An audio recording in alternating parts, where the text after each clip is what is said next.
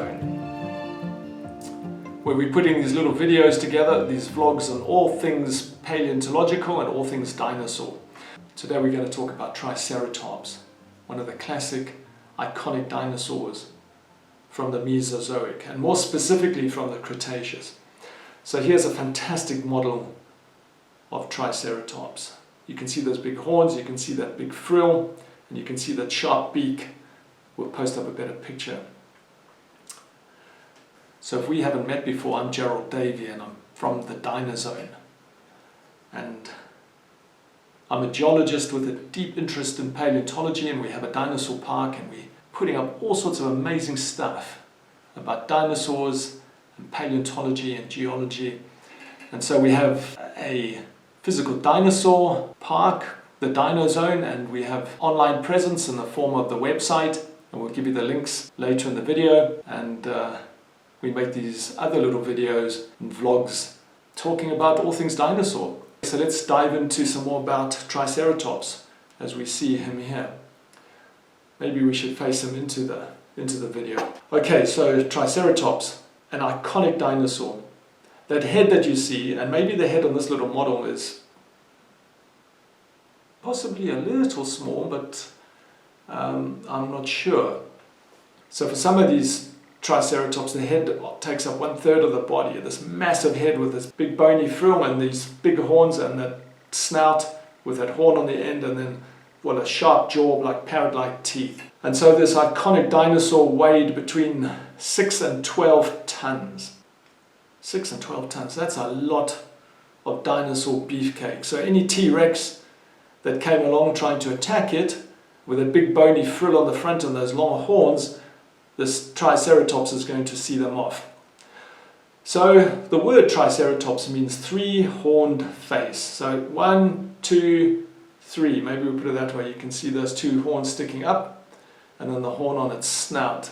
So three-horned face, Triceratops, lived during the Cretaceous. So the three geological periods that make up the Mesozoic, which means middle life.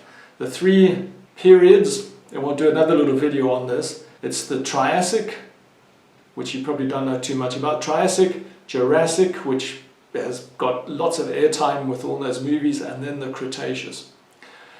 And the Triassic started at about 252 million years ago, and the Cretaceous ended 66 million years ago. And that whole period is called the Mesozoic.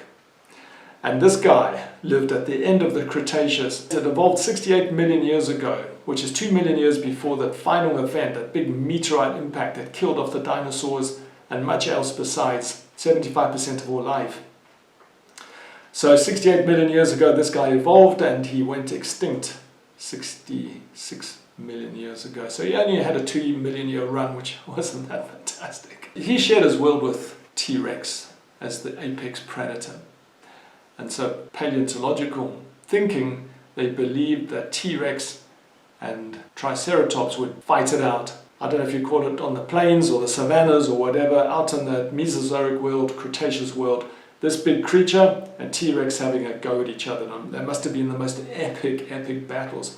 These horns are 1 meter long in a fully grown Triceratops. 1 meter long.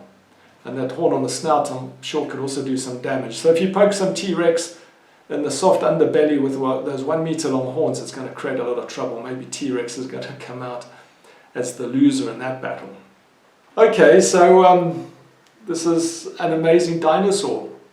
They are iconic, absolutely iconic. They're part of, there's lots and lots and lots of dinosaurs that have been found.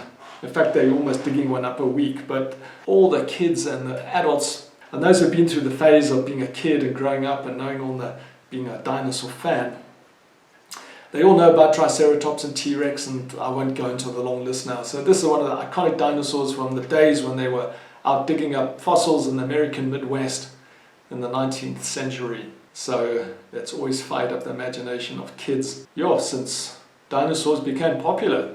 So you're one of a select group if you're a dinosaur fan and you know about Triceratops. Look, there are other ceratopsians. The larger family of Triceratops is called ceratopsians. So there are other ceratopsians also with big frills and horns and the like, and we'll talk about those at a later stage, but this guy was the first and he's one of the iconic ones. Alright, so now we're going to have a quick run through some facts about this fantastic creature, so let's dive into that.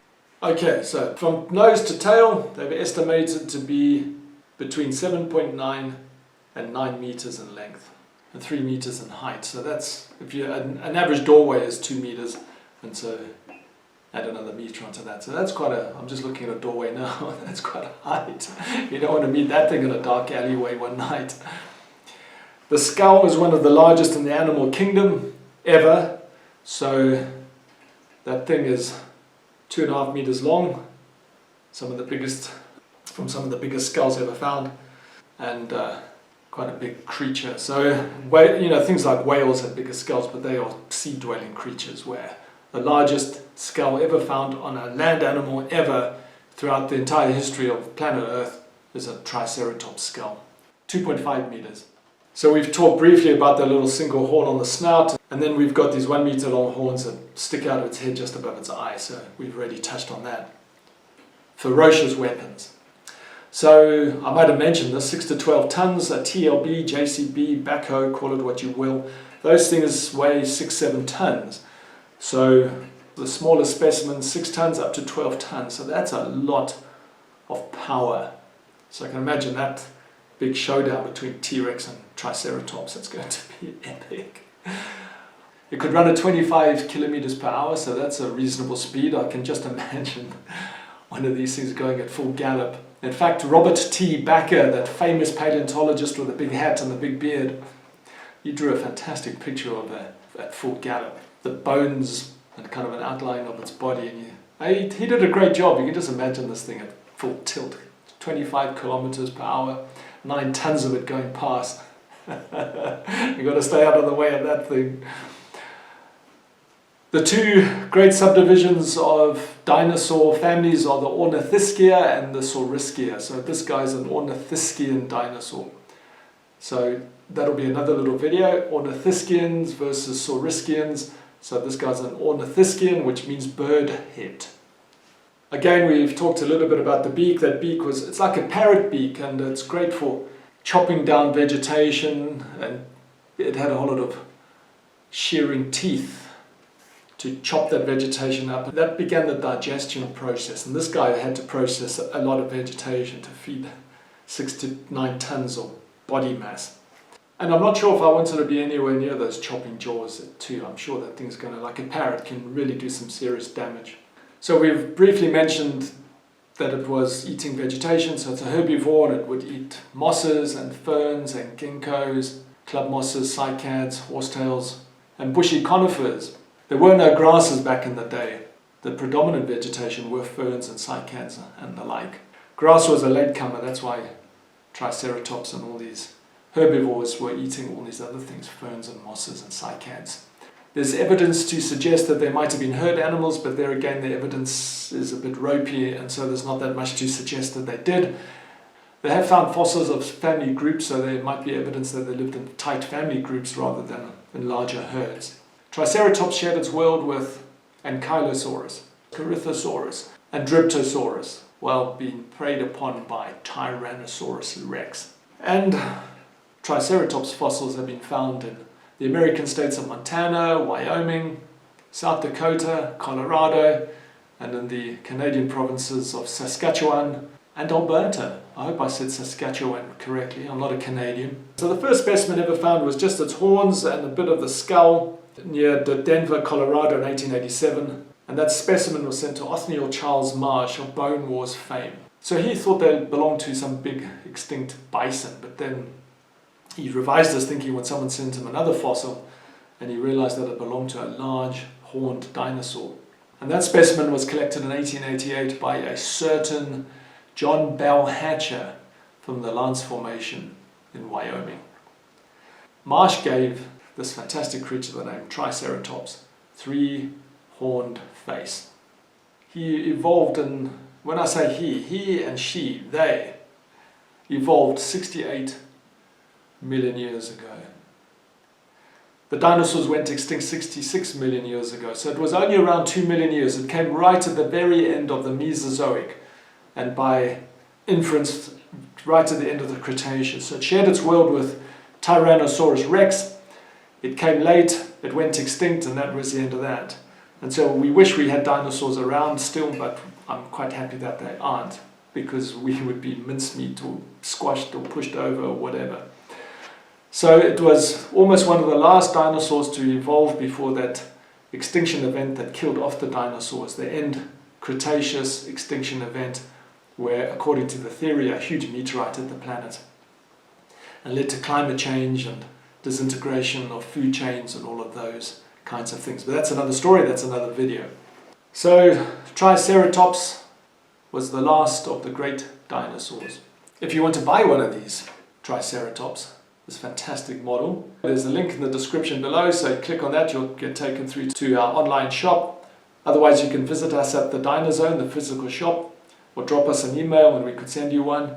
Alright, so we must leave it there. Please leave your comments. We're dying to hear what you have to say about Triceratops and your adventures there. I hope you've enjoyed our little video on Triceratops. I hope you've learned something new. And we look forward to seeing you on the next video. I think we'll talk about T-Rex on the next one, because they were boxing it out in the Cretaceous, and that would be the logical next step.